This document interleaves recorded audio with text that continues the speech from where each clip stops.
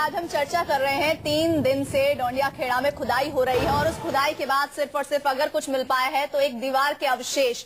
और एक पैनल मौजूद है जो लगातार हम इस बात पर चर्चा कर रहे हैं कि क्या एक फेकू बाबा ने सरकार को पप्पू बना दिया। और इस पर दिबांग हमारे साथ जुड़े हुए हैं। दिबांग, क्या लग रहा है ये 3 दिन का घटनाक्रम जिस तरह से सामने आया है, सरकार की किरकिरी आपको नहीं लगता हुई है और साथ ही साथ एएसआई की प्रतिष्ठा भी दांव पर लग गई है इस खुदाई के बाद? देखिए, एएसआई खुदाई करती है, बहुत जगह खुदाई करती है, अपने आप खुदाई का काम चुपचाप चलता रहता है, कहीं ज्यादा इतना हल्ला होता नहीं है। लेकिन इस बारे में जिस तरह से एक मंत्री का बयान आया, मंत्री ने जिस तरह के डिटेल्स उस बयान में बताए, तो उससे लगातार ये खबर सुर्खियों में रही। और जब ये खबर सुर्खियों में रही उस दौरान एएसआई बिल्कुल चुपचाप सुन पड़ी रही। मेरे ख्याल से या तो एएसआई को खुद पर भरोसा नहीं था, हो सकता है एएसआई को लगता हो वहां पर कुछ मिल जाएगा, पता नहीं क्या, वो समझ में नहीं आया। इसका जवाब एएसआई को देना पड़ेगा। और जब मीडिया वहां पर पहुंची, हल्ला हुआ, लोग वहां पर पहुंचे, तब भी लगातार धीरे धीरे उसके बाद, यानी पहले दिन की खुदाई के बाद धीरे धीरे लगा कि अब ये स्टोरी इन लोग वापस खींच रहे हैं, अपना हाथ वापस खींच रहे हैं। एक के बाद एक बयान आए, अब बाबा की तरफ से बयान आए कि नहीं, आर्मी को होना चाहिए, जिस तरह से खुदाई हो रही है उस तरह से खुदाई नहीं हो रही है, इस तरह से खुदाई हुई तब केवल एएसआई ने परसों इसी तरह से मंत्री के भी बयान आए। तो उससे मैं चलिए दिबांग, मैं और उसके बाद तब ये पहली बार एएसआई की भी कुछ आवाजें चाहता हूं जो आप करें, मेरे ख्याल से जवाब इनको जरूर देना चाहिए। हसन जी जवाब दें, देश के सामने एएसआई के डायरेक्टर जवाब दें। 3 दिन आज खुदाई के हो चुके। पहली बात, आज खुदाई में आपको क्या मिला और अगले 2 महीने में आपको क्या मिलने वाला है, संक्षिप्त। उसके बाद फिर आएंगे वापस 12 तारीख। देखिए, और ये जो मंत्री हैं चरणदास महंत, मैं पहले दिन भी बोल रहा था चरणदास महंत को इस बारे में सफाई देनी चाहिए, और अगर मंत्री सफाई नहीं दे पाते हैं तो उन्हें इस्तीफा देना चाहिए। ये मैंने पहले दिन ही कह दिया था, खुदाई से 1-2 दिन पहले। उन्नाव के डोडिया खेड़ा इलाके में किले की जमीन के नीचे खुदाई हो रही है खजाने की तलाश में। ऐसा खजाना जिसकी जानकारी केंद्रीय मंत्री को वहां के साधु शोभन सरकार ने दी। उम्मीद थी कि 1000 टन खजाना मिलेगा। इसी उम्मीद में सरकार के मंत्री सक्रिय हुए, एएसआई सक्रिय हुई, एएसआई के अधिकारी सक्रिय हुए और उसके बाद खुदाई हो रही। अब कहा जा रहा है वह खजाना नहीं मिलेगा। आज तीसरा दिन है, तीसरा दिन खुदाई का तीसरा दिन पूरा हो चुका है। अगले 2 महीने में क्या होना है वो हम देखेंगे और जानेंगे कि खजाने के बदले वहां से क्या निकलता है। लेकिन सवाल ये कि क्या एक बाबा ने सरकार को पप्पू बना दिया? शोभन सरकार वहां के मशहूर संत हैं, उनके बहुत सारे फॉलोअर हैं, लेकिन उनके एक शिष्य हैं ओमी बाबा। पिछले 6 दिनों से आपने लगातार चैनल पर देखा होगा, मीडिया में, और न्यूज 24 पर भी देखा होगा। वो बाबा लगातार दावे कर रहे हैं 1000 टन सोने से लेकर 2500 टन तक सोने की बात आई और कल तो उन्होंने हद कर दी 21,000 टन सोने की बात। ऐसा लगा जैसे यूपी में किसी जमाने में सोने की खेती होती हो और बैगन और आलू प्याज की जगह सोने की खेती हुई हो और उस जमीन के नीचे 10-20 हजार टन सोने कहीं बचे रह गए और बाबा को स्वप्न ज्ञान मिला कि सोने का खजाना जमीन के नीचे है और बाबा ने वो स्वप्न ज्ञान ट्रांसफर किया केंद्रीय मंत्री को। केंद्रीय मंत्री ने चिट्ठियां लिखी, एएसआई के अफसर वहां जमे। अब कह रहे हैं वहां पुराने सिक्के, बर्तन और कुछ भी मिल सकते हैं। हसन जमाल साहब, आप कुछ भी सफाई दें, कन्विंसिंग नहीं है। हमारे स्टूडियो में इतिहासकार भी हैं, लेकिन मैं आपसे फिर एक बार संक्षिप्त सवाल, 3 दिन में आज क्या मिले, क्या मिला है और अगले 2 महीने में क्या मिलेगा? हसन जमाल साहब, देखिए, जब हमारी आपकी मुलाकात हुई तभी तो मैं आपको बताऊंगा कि वहाँ क्या है, क्या नहीं। जवाब देने बता दें। जब आपकी टीम हमारे पास आई तो बता रहे हैं हम आपको। जी, जवाब दीजिए। ऐसा है कि वहाँ पे जो भी हमारी जो, देखिए ये जो साइट है, कोई ये पहली बार ये साइट नहीं, मतलब लाइमलाइट में आई है। इस साइट के बारे में पहले से, इसके बारे में कई जगह पब्लिश है, इस साइट के बारे में सब जगह पब्लिश है। और हमारे दोस्त मक्खन लाल जी वहाँ बैठे हुए हैं, उनकी पीएचडी भी उसी इलाके पे है, कानपुर डिस्ट्रिक्ट पे, मेरे ख्याल में सेटलमेंट पैटर्न पे। मक्खन लाल जी तो सदमे में है, मक्खन लाल जी पहले से जानते हैं। मक्खन लाल जी सदमे में। जमाल साहब 1 मिनट का फिर समय दीजिए। उस टीले के बारे की जानकारी मैं आपको 1 मिनट में देता हूँ। वो बीएचयू में रहे हैं। एक वहाँ की बैसवाड़े का इतिहास है वासुदेव सिंह जी का। उस टीले के जो जमींदार साहब थे, 5 मरबे की जमींदारी थी, लगान देने की स्थिति में नहीं थी, उनकी जमींदारी जब्त कर ली गई थी और मोरावा के रहने वाले क्षत्रिय थे। तो आप ही लोग, एक मिनट सुन लीजिए, उनके वंशज थे एसएन कपूर, जो लखनऊ यूनिवर्सिटी में प्रोफेसर हेड होकर इंस्टीट्यूट रिटायर हुए। उनके परिवार ने वो जमींदारी खरीदी। लेकिन हम एएसआई के मंशा पर आए, मंशा पर आए। हमारी हालत ये थी और वहाँ लाखों टन सोना ढूंढ रहे हैं। इसी बात का जवाब लेंगे जमाल साहब से, लेकिन उससे पहले नहीं, हम नहीं, सोना ढूंढने के लिए हमारा डिपार्टमेंट कभी नहीं खुदाई करता। आप देखिए, पूरा हिंदुस्तान, पूरा वर्ल्ड जानता है आर्कियोलॉजिकल सर्वे ऑफ इंडिया कभी भी किसी खजाने या इस तरह के तो मित्र 12 तारीख से लेकर 18 तक क्यों चुप थे आप? मेरे मित्र ये बताइए इस दुनिया को कि 12 तारीख से आपकी टीम आ गई, 18 तारीख तक आप क्यों खामोश थे खजाने को लेके? और हर आदमी वहाँ चिल्ला रहा है कि 1 लाख की। अरे तो जब आप मेरे पास आए तभी मैं आपको बताऊंगा। आपने दिया कि खुदाई का आधार क्या है? एक मिनट, आप 12 से 18 तक मुझे लगता है सब लोग पूछ रहे हैं, बेचारे अकेले डायरेक्टर साहब है, मुश्किल है। डायरेक्टर साहब, देश की 125 करोड़ आबादी की तरफ से हम सवाल पूछ रहे हैं, आप साहब को इसे जवाब दे दीजिए। क्या ऊपर से बहुत लोड, बहुत दबाव था कि आपको बहुत जल्दी जल्दी सब कुछ करना पड़ रहा हुआ? नहीं साहब, नहीं, मैं पूरी जिम्मेदारी से कह रहा हूं कि आर्कियोलॉजिकल सर्वे ऑफ इंडिया कहीं भी, ये तो हमारा एक नॉर्मल कोर्स में एक छोटी सी साइट पे वर्टिकल एक्सकवेशन है, हमारे तो कम से कम 10-15 एक्सकवेशन हमारी 6 ब्रांचें आर्कियोलॉजिकल सर्वे ऑफ इंडिया की हैं, जो पूरे हिंदुस्तान के अलग अलग हिस्सों में, नॉर्थ साउथ ईस्ट में। एक मिनट, दिवान कुछ कहना चाह रहे हैं। जमाल साहब, आपकी साफ कोई यहाँ नहीं है। 35 साल जो अफसर ASI में रहा है, आप भी कभी कभी मन में सोच रहे हो कहाँ फंस गए आप, कहाँ फंस गए आप? बाबा और केंद्रीय मंत्री की मुलाकात के बाद गए हैं खजाना खोजने और अब आप कह रहे हैं मिट्टी के बर्तन और कुछ मिलेंगे। जमाल साहब, दिबांग से मुलाकात पूछना चाह रहे हैं। दिबांग, देखिए, न मेरी मंत्री से मुलाकात हुई, न किसी बाबा से मुलाकात हुई। पेपर से मुलाकात क्या जरूरी है? अरे मोबाइल का जमाना है जमाल साहब,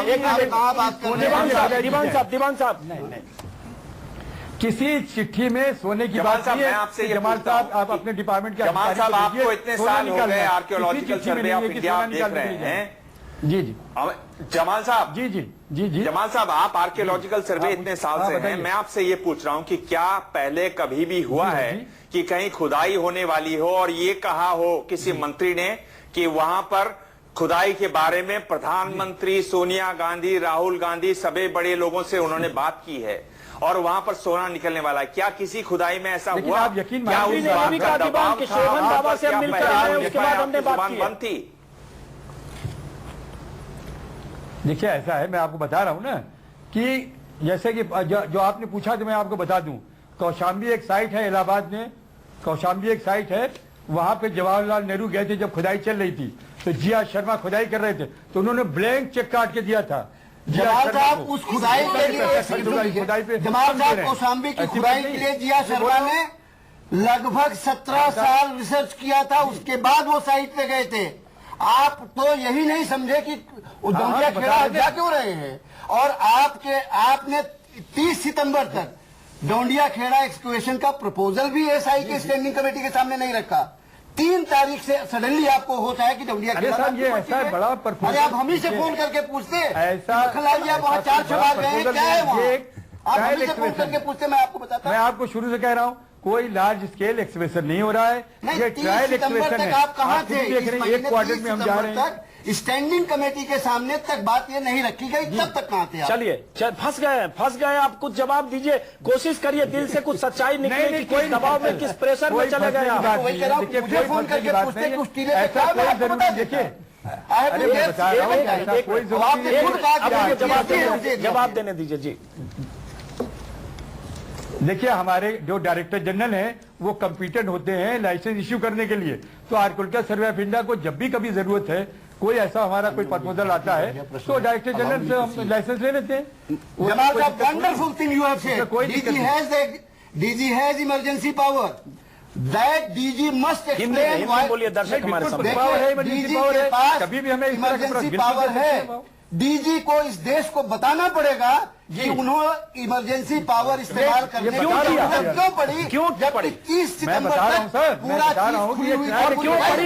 क्यों पड़ी जब केंद्रीय मंत्री एक बाबा से मिलकर आए और बाबा ने कहा वहाँ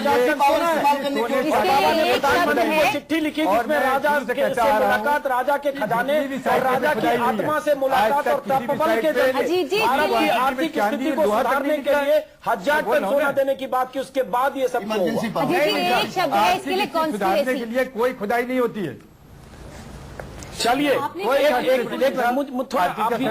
लोग उससे सवाल पूछे, जरा साधु के बारे में भी बात करनी चाहिए। शोभन, हम आपके पास आते हैं, देश जानना चाह रहा होगा शोभन सरकार कौन है? शोभन सरकार पहुंचे हुए संत है, बहुत बड़ा आश्रम है और उन्होंने काफी सामाजिक कार्य किए, उनके बहुत सारे लोग हैं, भक्त हैं।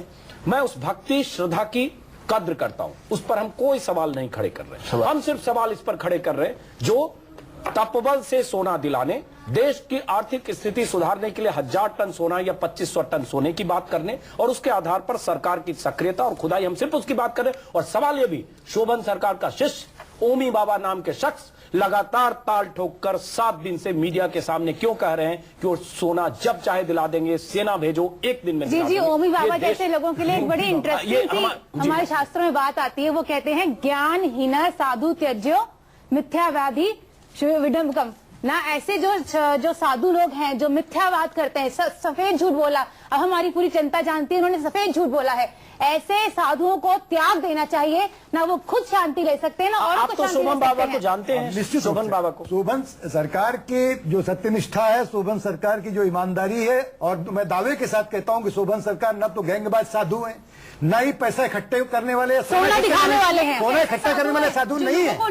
लेकिन ये जो अपने को दावा कर रहे हैं कि मैं उनका शिष्य हूँ, मुझे तो इस पर शक है कि उनके शिष्य हैं। इनके बड़बोलेपन में पूरे साधु समाज की सत्यनिष्ठा पर दाग लगा दिया। ये तो बेसलेस बात है कि ओमी बाबा उनके शिष्य नहीं है। शोभन सरकार के शिष्य, शोभन सरकार के शिष्य का ओमी बाबा जो 10 दिन से या खासतौर से पिछले 7 दिन से अलग अलग चैनल पर मीडिया में लगातार शोभन सरकार के प्रवक्ता के तौर पर उनकी चिट्ठी जारी कर रहे हैं, बयान जारी कर रहे हैं, लंबे चौड़े दावे कर रहे हैं जैसे सोने की खेती होती हो और उन्हें दिव्य ज्ञान हो कि सोना कहां मिलेगा। पहले सुनिए शोभन सरकार के शिष्य ओमी बाबा क्या कहते हैं और फिर समझिए, उसके बाद बात करेंगे। पूजा करा के महान संत ने मुझे बैठ के उससे चर्चा की और मुझसे बोले रुपया ऐसा क्यों गिर रहा, क्या वजह इसकी और डॉलर इतना ऊपर क्यों है।